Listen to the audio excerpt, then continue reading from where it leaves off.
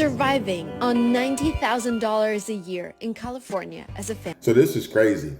Let me know, comment below, do you live in California? And if you feel like sharing, just say whether or not you earn more or less than $90,000. So California more or California less. Family of 4. With $90,000 a year, you're considered low income in the Bay Area. That's crazy. $90,000 a year considers you low income anywhere. That's unbelievable. You will be taxed $17,846, which leaves you with $6,000 a month. On average, you spend $4,000 a month on rent. $4,000 a month on rent. What? And you have $2,000 left. Let's buy weekly groceries and see how much we'll end up spending. Can you live off of $2,000 a month after you've paid your rent or your mortgage? I'm getting really basic things in the cheapest grocery store I could find. Chicken, milk, veggies, spaghetti, berries, honey, shrimp, butter, meat, eggs. My total is $85.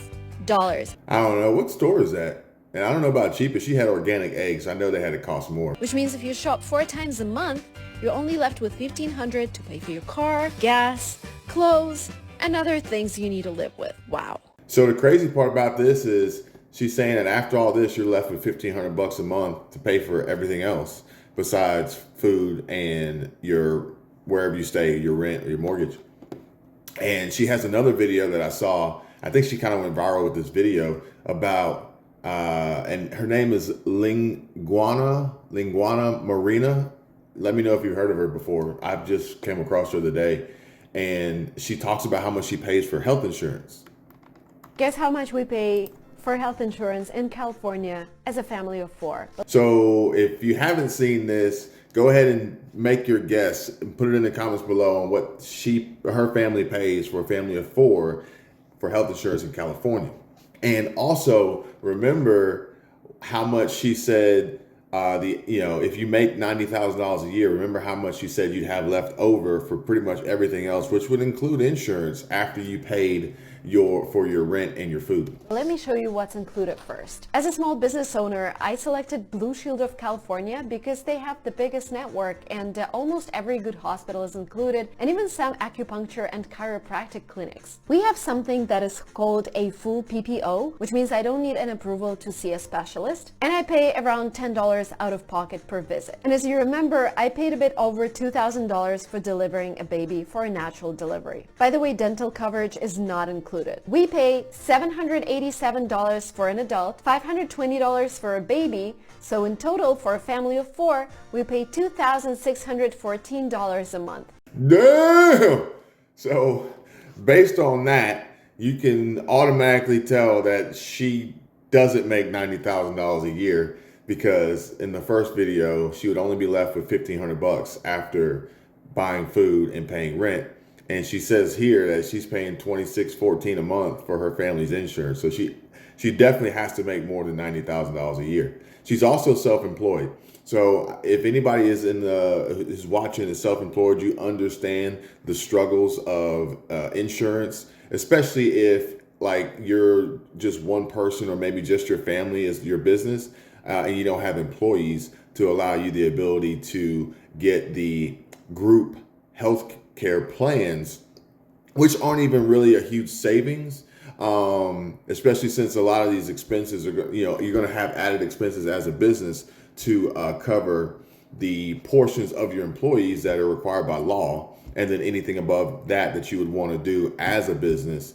But the beauty of that is it kind of opens up the pool of available healthcare providers versus just being limited to the select few that offer private insurance. How much do you pay in your country? Guess how much we pay? Yeah, so how much do y'all pay for insurance? And this is something that we really should discuss, because part of preparation is not only having the food, and like I discussed yesterday, you got to have the money to afford the food and afford inflation, be able to afford the higher prices of gas and diesel and transportation and everything else. But everything else is going up. Everything else, like the United States has the most expensive healthcare in the entire world. And to think that it's just going to stay where it's at or even be a reduction in price anytime soon is just not realistic. So, these are things that should be in consideration as you are preparing for the future, because this is just inflation. Inflation, really, it takes no prisoners. So everything is going to be affected, and everyone is going to be affected. And especially if you live in California, based on these prices that I'm seeing for the average rent and insurance is unbelievable. Comment below. Are you in Cali? Are you in California? Are you above or below 90K? And have you ever seen this person before? Lingua Marina on TikTok, YouTuber in Silicon Valley. Let me know. And if you're self-employed, hit me up in the comments too, because I just want to know how many people out there are sharing the same experiences that we do, because we've been self-employed since 2017. So 5 years of being self-employed, pretty much cut the tie from corporate America. And the only W-2 we receive is from our own businesses. So, it's a little bit of an interesting new world, and I'm not going to say a struggle, but there are some things that if you haven't done it before, that you could be in for a rude awakening. If you're thinking about doing it, make sure you do your homework.